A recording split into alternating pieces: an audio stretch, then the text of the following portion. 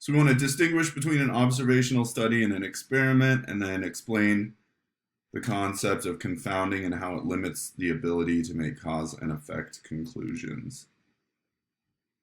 All right, so let's talk about confounding.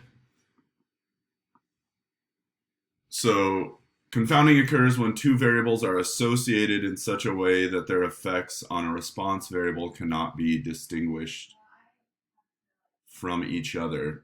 So I'll give you an example of two variables that may be associated, but we can't determine that one causes the other due to confounding. So there's a famous one that is religion and lifespan or longevity. And so it's often been observed that religious people tend to live longer. So what we're going to find out is you can only determine a cause and effect relationship if you do a controlled experiment, and you cannot determine causation strictly through just an observational study. You can only determine an association. So in statistics and in experimental design, we have ethics, right? And you have to, if you're going to get results that are published and widely accepted in academia and the greater public, you first have to submit your experimental design to a board of ethics, and they have to approve it. And anyways, you would never get approved to do an experiment on religion and lifespan, because what you would have to do then is take a random sample of people and assign them to be religious, force them to be religious, and then take a random sample of people and force them to be atheists, and then measure who lives longer, right? That would be an unethical study. But through observation, we've often seen that people who are religious tend to live longer. Now, those are confounded variables because there could be tons of other things involved. It may not be strictly the religion that's causing them to live longer, right? Religious people tend to live their lives in a systematically different way maybe than non-religious people. There's all sorts of rules in religion about things that you can put in your body, right? No drugs or alcohol in many religions. And those things tend to affect your health poorly. And so it may be not the religion that's causing them to live longer, but sort of the way they're treating their body that's causing them to live longer. So there are other totally, famous ones that are called spurious correlations. I'll show you a few in a second here, but a famous one is like ice cream sales and shark attacks are highly correlated, right? So they're highly associated with one another. Well, is ice cream causing people or causing sharks to attack people? So like a hormone in ice cream? No, of course not. It's the fact that both things tend to occur in the same time of year. More people go to the beach in the summer, hence more shark attacks. More people also buy ice cream in the summer, hence higher ice cream sales. Go ahead, Riley. I was just going to say, in one of our mock trial cases, we talked about like correlation is not causation, and we used that exact analogy. Like up in the summertime, ice cream sales go up, but so do shark attacks. Right. And so there are tons of these that are just really associated through time and they don't necessarily have anything to do with each other. So I'll show you one. Hold on. An observational study observes individuals and measures variables of interest, but does not attempt to influence responses. So there is no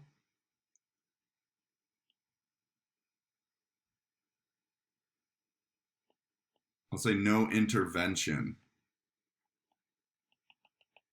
here. An experiment deliberately imposes treatment on individuals to measure their responses.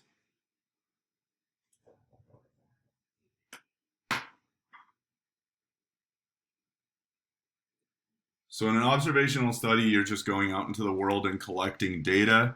In an experiment, you are taking a group of individuals and imposing some treatment or treatments on them. Go ahead and give me a green check when you're good with this slide.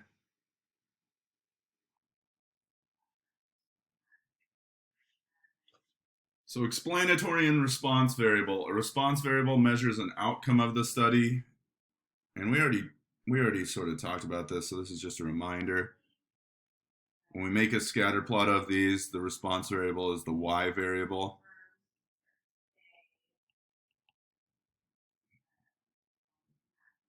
And the explanatory variable may help explain or influence the changes in the response variable. So as we said before, the way you remember it is explanatory is the x variable. All right. So let's do this check your understanding. Does reducing screen brightness increase battery life in laptop computers? To find out, researchers obtained 30 new laptops of the same brand. They chose 15 of the computers at random and adjusted their screens to the brightest setting. The other 15 were left at the default setting, moderate brightness.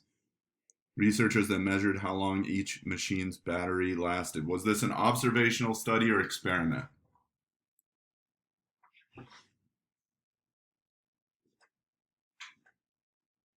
Good. Experiment.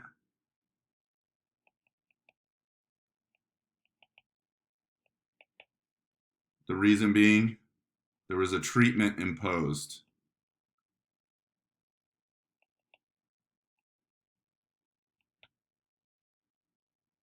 which was adjusted brightness. I know you guys know that it does affect battery life because I remember being in person and all the students constantly had their screens the darkest ever in my class. I don't even know how you look at them because they were trying to save battery life.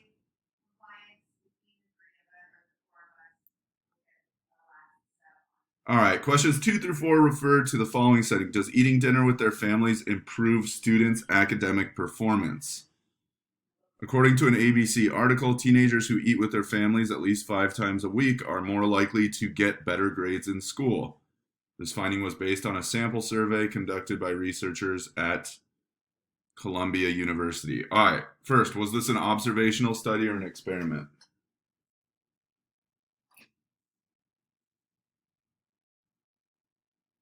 Good. It's observational, right? They're not forcing kids to eat with their families. They're surveying them. They're just going out and collecting the data. So I agree. It's an observational study.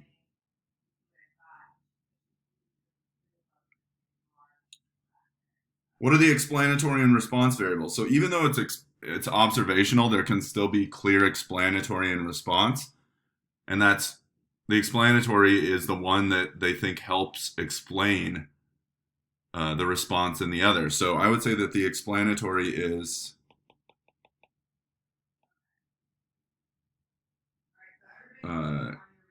eating with family. And the response would be school performance.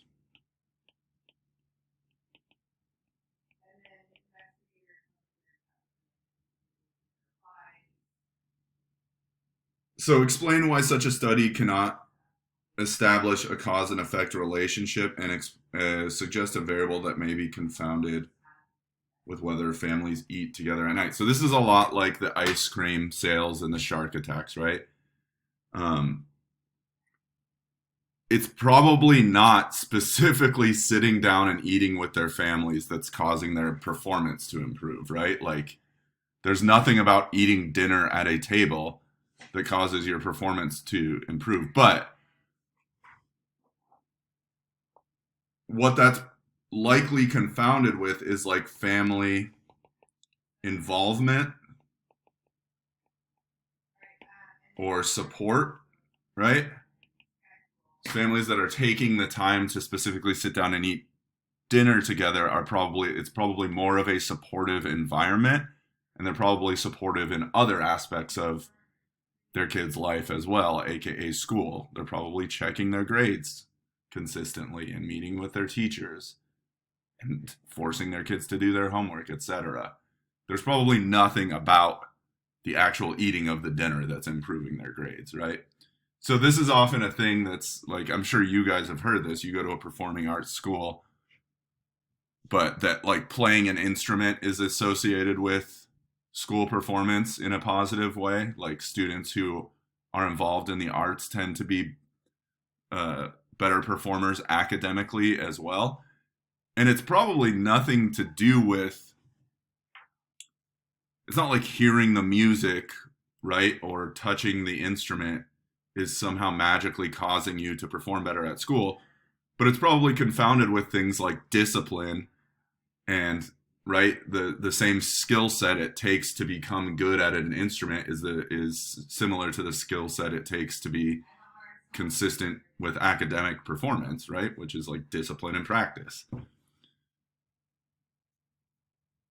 All right.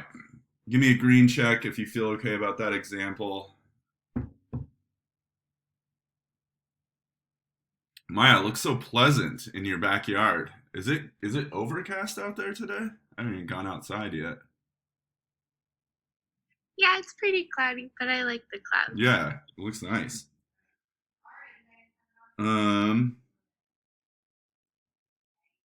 all right, so let's talk about the caffeine experiment.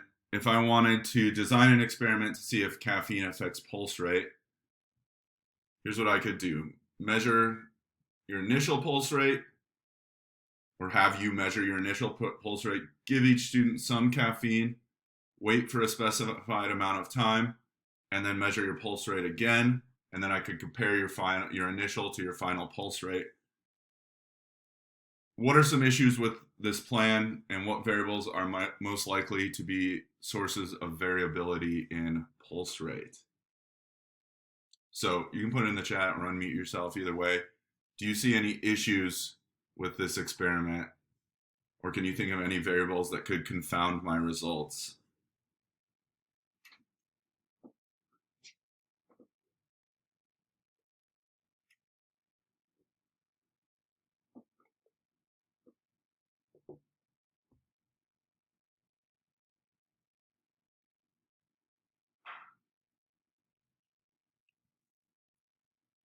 So if I just did this right now, one thing I could see, Katie, what are you drinking right now? Coffee. Okay. So I could be like, well, I haven't controlled how much caffeine you've already taken in, right? So that could cause some issues. Also, I don't know if you can like build up some sort of like tolerance to caffeine, right? So like my tolerance to coffee is definitely different than Maya's tolerance to coffee. Maya, you don't drink coffee? No.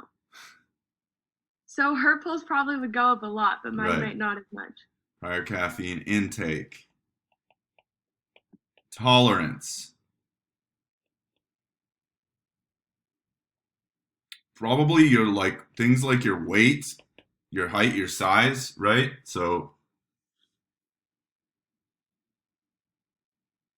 some tiny human being like Grace probably would have a different response than me.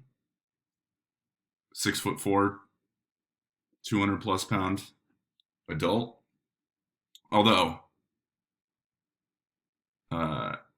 caffeine wrecks me for some reason. But I'm like high anxiety, so it like gets me.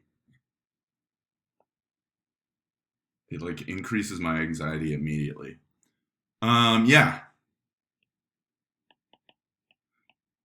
Are we injecting it? Or are we just taking an espresso?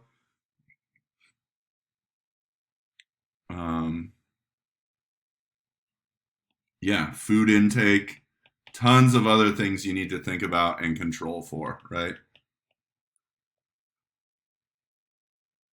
Good. I don't think you can inject it. I don't think that would be a healthy thing to try.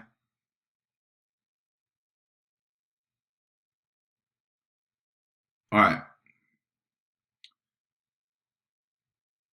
So the first thing you want to do in any reasonable experiment where you're trying to establish a causal relationship between your explanatory and response variable is you would want to include a control group.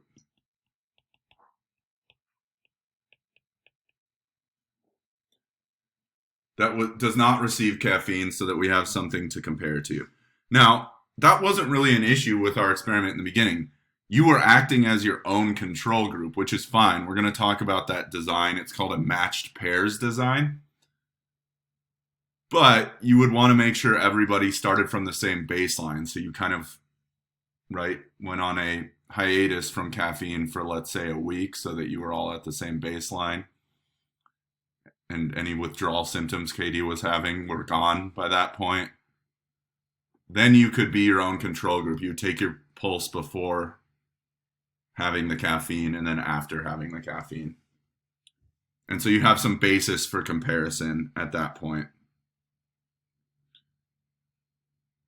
You would want to make sure also all other things that you could control were the same for everybody. So I wouldn't want to, right, I put an example in there, give an amazing stats lecture that would increase your heart rate and thus confound the results of the caffeine. Like I wouldn't be able to tell if it was my amazing stats lecture that was affecting you or whether it was the caffeine.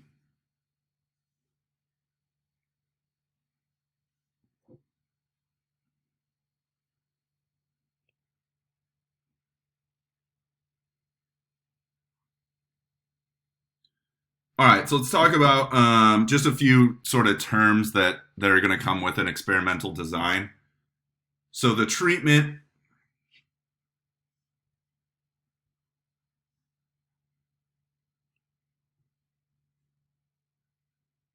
and this is the variable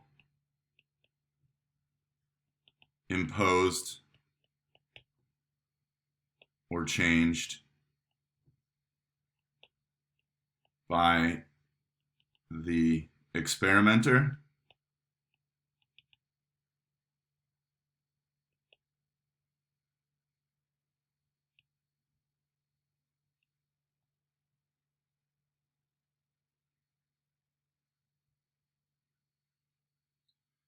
So experimental units are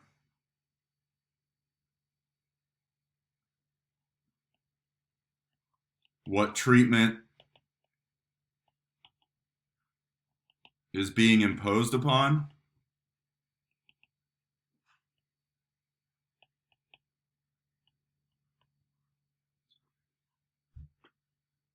So in the little example we did in a few slides ago, the experimental units were the laptops themselves, right?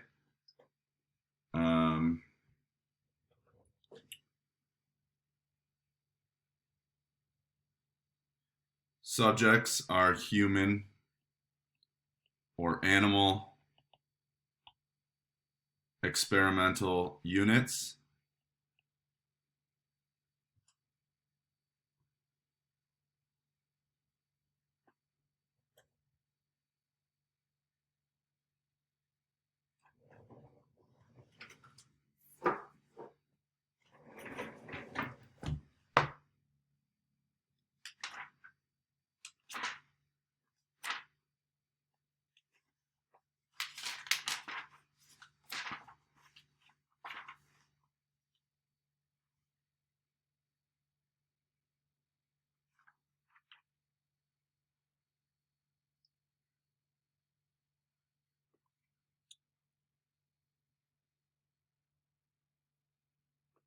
So factors and levels. A factor is a value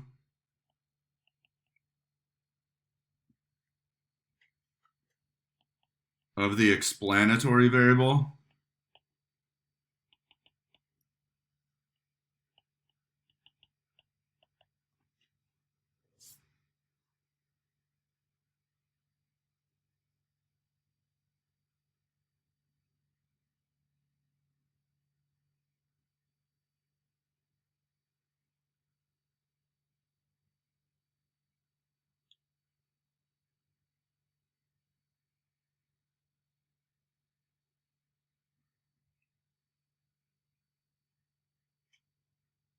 And a level is when you have multiple factors.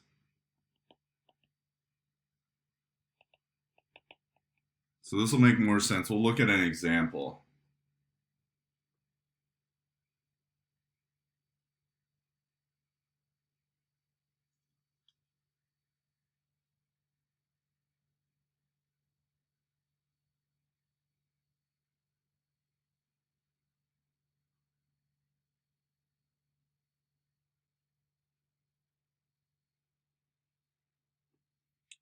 All right.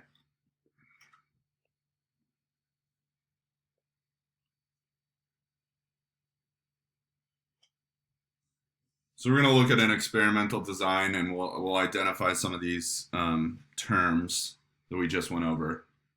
So a study published in the New England Journal of Medicine in 2010 compared two medicines to treat head lice: an oral medication called ivermectin and a topical lotion containing malathion. Researchers studied 812 people in 376 households in 7 areas around the world. Of the 185 households randomly assigned to ivermectin, 171 were free from head lice after 2 weeks, with only 151 of the 190 households randomly assigned malathion. Identify the experimental units, explanatory and response variables, and the treatments in this experiment. All right, so let's start with the EUs.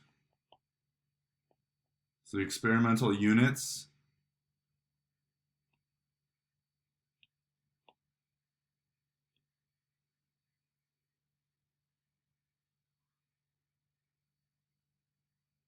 were the 376 household, well, sorry, I should say the 812 people in those 376 households.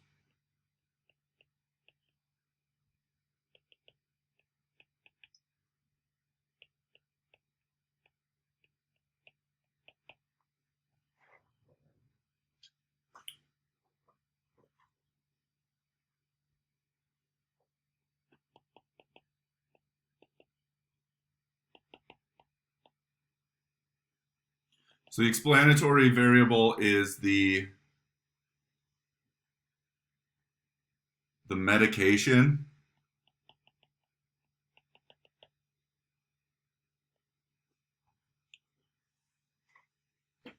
And so this is what I was saying factors are. In this case, I could break it down to 2 factors,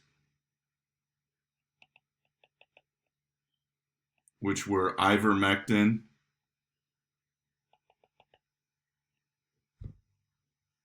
and malathion. Now, in this case, the factors are the same as the levels. It can be different. Factors can have different levels depending on the experiment. So that would be like if I go, okay, not only am I going to give them these different medicines, but I'm going to give certain families different doses of different medicines. So if I were like, ivermectin, there are 2 different doses. There's 10 milliliters and 20 milliliters per day. Then that factor would have 2 levels in my experiment. And I could do the same for malathion, 10 milliliters and 20 milliliters or whatever.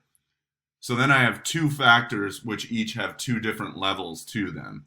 In this case, they don't specify that. It sounds like everybody just receives one medicine or the other, and they receive the same dose.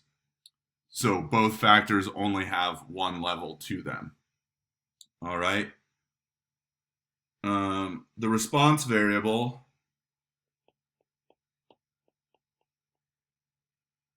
would be, I guess, head lice status, meaning do they have head lice or not.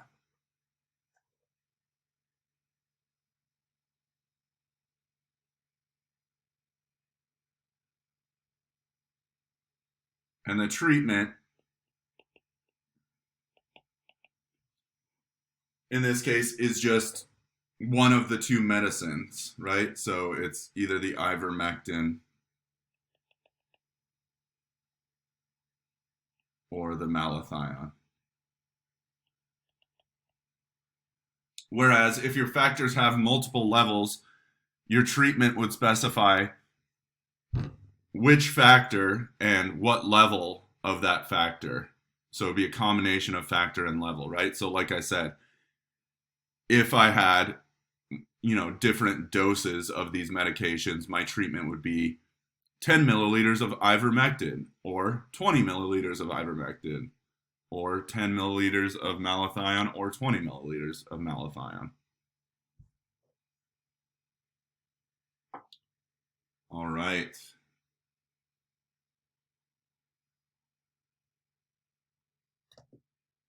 So in an experiment, random assignment means that the experimental units are assigned to treatments using a chance process. And the reason we do this is we cannot control everything.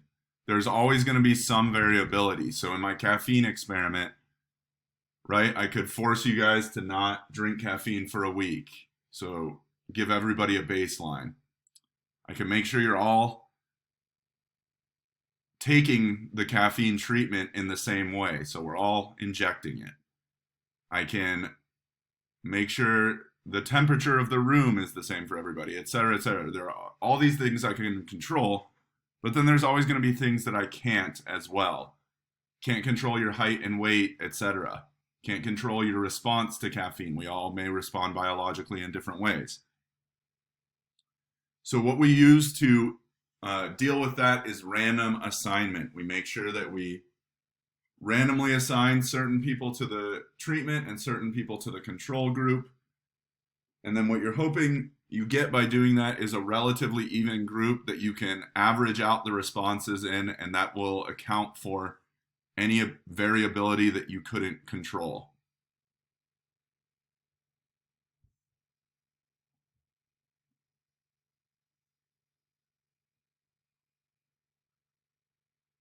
And so random assignment is for experiments. Remember that random sampling is for sampling. They're two different things, but you're going to use very much a similar process for randomly assigning experimental units to treatment groups. All right, so here's a big thing. These are the 4 principles of experimental design. So the first one is comparison, which basically means you need to have at least 2 groups. You need to have a control group and a treatment group minimum. Oftentimes we'll have more than that. So like for drug trials, they'll have generally a control group, which is going to be your placebo, and we'll define placebo. I'm sure you have some intuition for what placebo is. It's basically a faux treatment, a fake treatment. You'll have a drug trial group, which is receiving some other version of the drug. And then you'll have your treatment group, which is like the new drug. So in that case, if you're testing, let's say, a new drug for pain, you would want to be able to compare it to placebo, which would just be a fake version. You'd want to be able to compare it to Tylenol, some already accepted version of the drug, and then you would want your treatment group to see if it's more effective than either.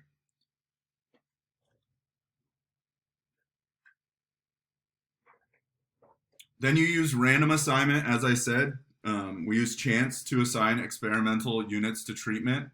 So that's just meant to create roughly equivalent groups of experimental units by balancing the effects of other variables that we're not able to control. And then you want to make sure you do have control. So you want to try and keep all variables other than the one you're experimenting with the same as much as possible. And finally, replication. And that's just, you need to use many experimental units. You can't just do one in the control group and one in the treatment group. You want to have replication, meaning many experimental units to be able to balance out the effects of any variables that you can't control for. So right now we're in the middle of a huge, very important experiment, which is vaccine trials. Do you guys know anybody that is in any of the vaccine trials? So I've known a couple people, but the thing is, if you're in the trial, you don't know if they gave you the true vaccine or if they gave you IV solution, salt water. Because they have to have a control group and they have to have a treatment group to compare to. And they're doing what's called, and we're going to talk about this in the next section, but this is a single blind experiment, meaning the subjects can't know whether they're in the control group or whether they're in the treatment group. Because what's called the placebo effect could bias the experiment then.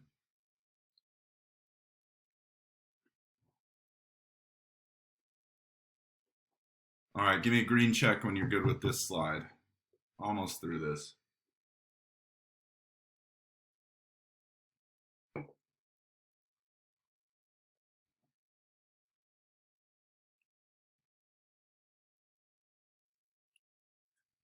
So don't write all this down, but you probably want to make a note of what the placebo effect is. And so the logic of randomized comparative experiment depends on our ability to treat all subjects the same in every way except for the actual treatments being compared. And so good experiments require careful attention to details to ensure that all subjects really are treated identically. And so this all boils down to sort of your body's biological response to psychosomatic conditions. Meaning you can kind of think your way out of stuff biologically sometimes.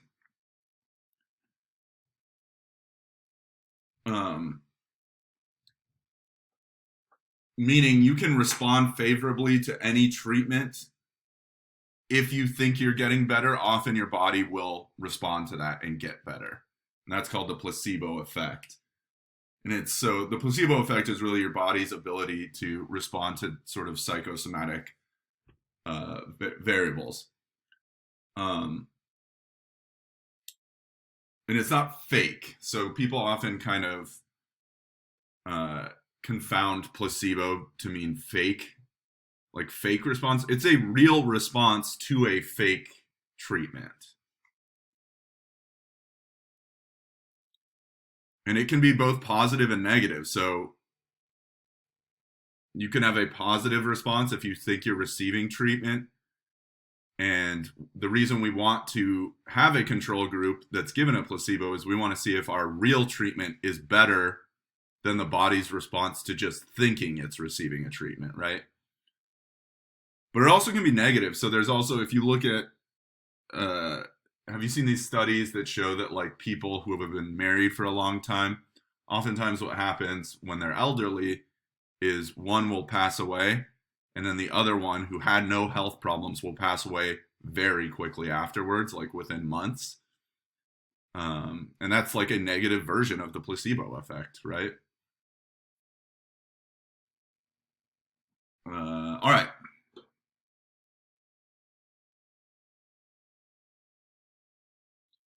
So let's do another quick example and then we'll call it a day. So psychologists want to know how different types of television shows impact young children. They recruit 64-year-olds.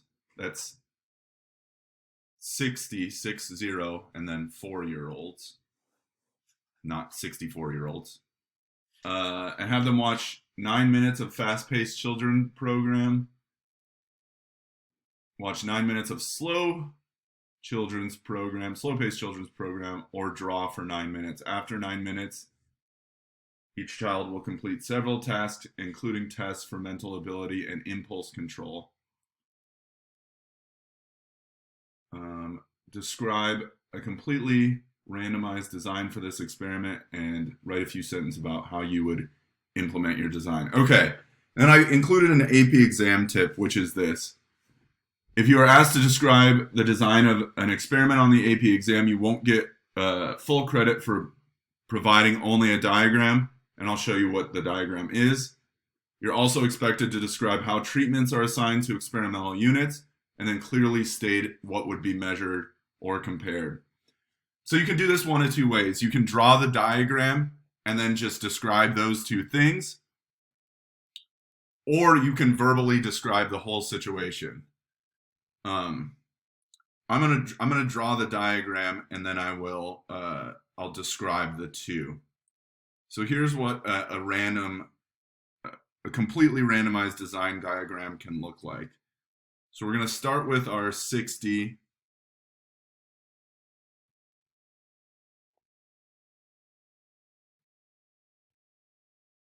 All right, so I have my 64-year-olds.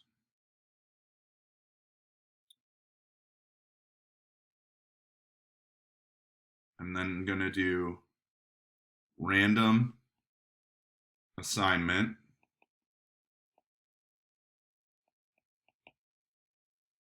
We're gonna put 20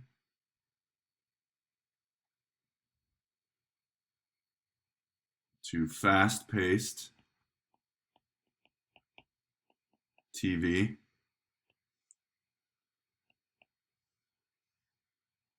We'll do 20 to slow-paced TV.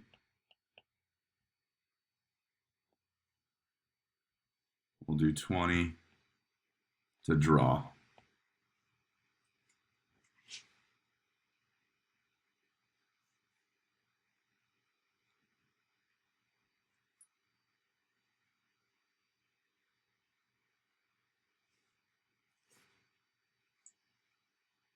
All right. So we're going to do mental tasks.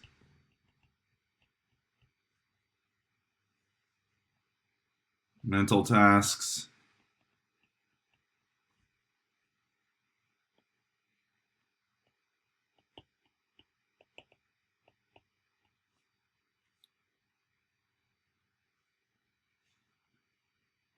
And compare. All right, so that's an experimental diagram. And they're saying that that can be part of your answer, but that can't be your whole answer. You have to talk about how you're going to randomly assign and also what you're going to measure in more detail. So I'll do that off to the side here. So I'll say random assignment.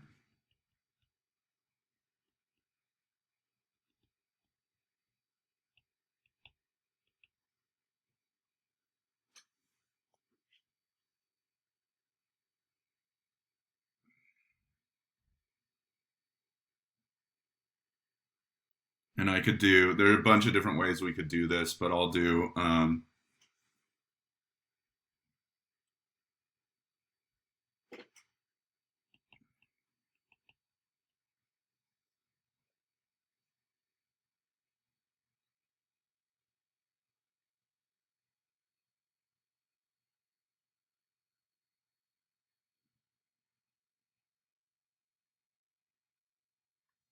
actually, I'm just going to do it out of a hat. So I'll do put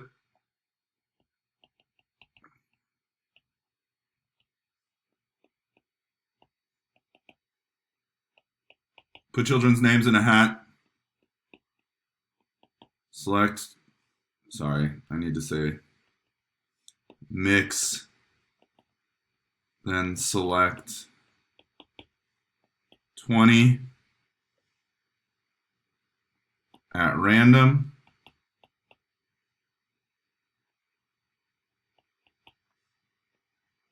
And assign to treatment 1.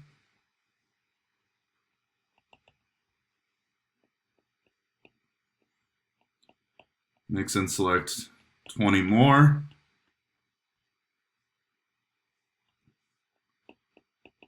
Assign treatment 2. The remaining are assigned treatment 3.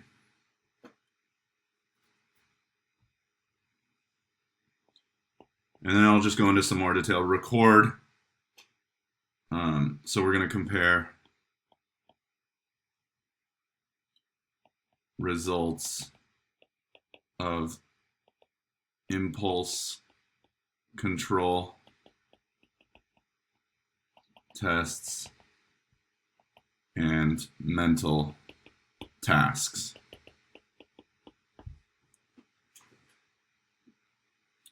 All right.